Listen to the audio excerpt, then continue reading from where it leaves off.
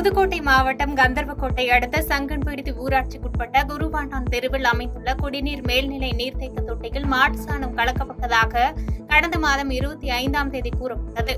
நீர்த்தேக்க தொட்டியில் மாட்டு சாணம் கலந்த விவகாரத்தில் சம்மன் அனுப்பப்பட்ட 2 நபர்களிடம் சிபிசிஐடி அலுவலகத்தில் விசாரணையை தொடங்கியுள்ளனர்.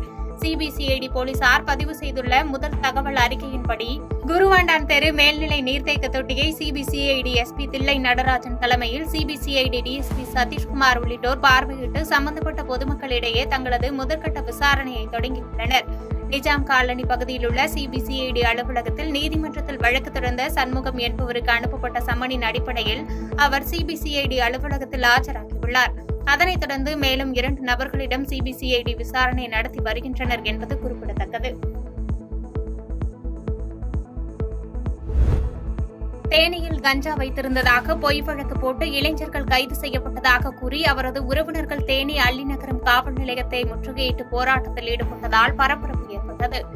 தேனி அள்ளிநகரம் போலீசார் கடந்த மாதம் நடத்திய வாகன சோதனையின் போது கஞ்சா வைத்திருந்ததாக கூறி தேவதானப்பட்டி தெற்கு தெருவை சேர்ந்த முத்தையா, கிருஷ்ணபாண்டி, ஜீவராஜ் ஆகிய 3 பேர் மீது அள்ளிநகரம் காவல் நிலையத்தில் வழக்கு பதிவு செய்து சிறையில் அடைத்தனர்.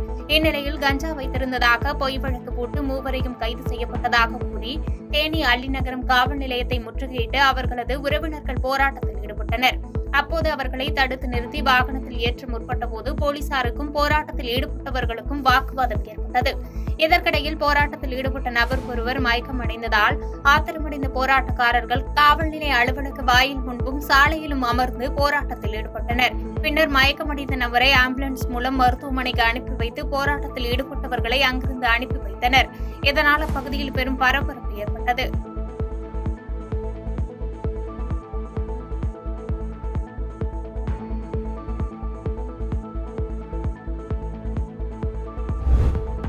ஒசூரில் கடன் வாங்கி ஆன்லைன் சூதாட்டத்தில் பணம் இழந்த தொழிலாளி தூக்கிட்டு தற்கொலை செய்து கொண்ட சம்பவம் சோகத்தை ஏற்படுத்தியுள்ளது. அரியலூர் மாவட்டம் ஜெயங்கொண்டம் பகுதியைச் சேர்ந்த மணிவாசகன் ஒசூரில் உள்ள தனியார் நிறுவனத்தில் பணிபுரிந்து வந்தார். ஒசூர் மாநகராட்சி தோட்டகிரி சாலையில் உள்ள வாடகை வீட்டில் மணிவாசகம் குடும்பத்துடன் வசித்து வந்த நிலையில் கடந்த வாரம் மனைவி, பிள்ளைகள் சொந்த ஊரான ஜெயங்கொண்டம் பகுதிக்கு அனுப்பி வைத்துள்ளார். இந்த நிலையில் நேற்று மாலை தனது இடது கை மணிக்கட்டை கத்தியால் அறுத்துக் கொண்டு தற்கொலைக்கு முயன்றும் உயிரிழக்காததால் மணிவாசகம் நேற்றிரவு தூக்கிட்டு தற்கொலை செய்து கொண்டுள்ளார். ஒசூர் அட்கோ போலீஸ் உடலை கைப்பற்றி நடத்திய விசாரணையில் ஆன்லைன் சூதாட்டத்தில் ஈடுபட்டு வந்த மணிவாசகம் தொடர்ந்து பணம் இழந்ததால் அதன் மூலம் ஏற்பட்ட கடன் பிரச்சனையால் தற்கொலை செய்து கொண்டதாக தெரியவந்துள்ளது.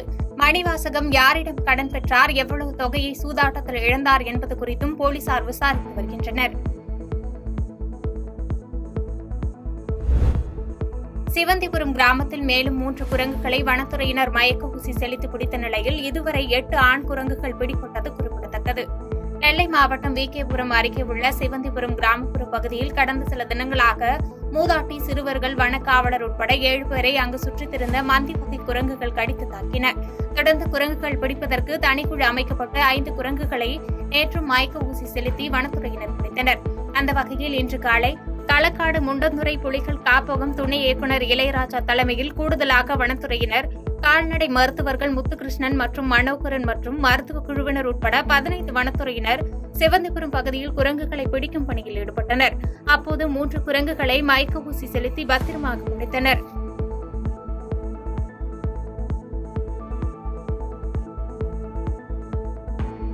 பாதகம் செய்பவரை கண்டால் நாம் பயங்கொள்ளலாகாது பாப்பா, மோதி மிதித்து விடு பாப்பா, அவர் முகத்தில் உமிழ்ந்து விடு பாப்பா. அண்மை செய்திகளை உடனுக்குடன் தெரிந்து கொள்ள இணைந்திருங்கள் இயம்நாடு தொலைக்காட்சியுடன்.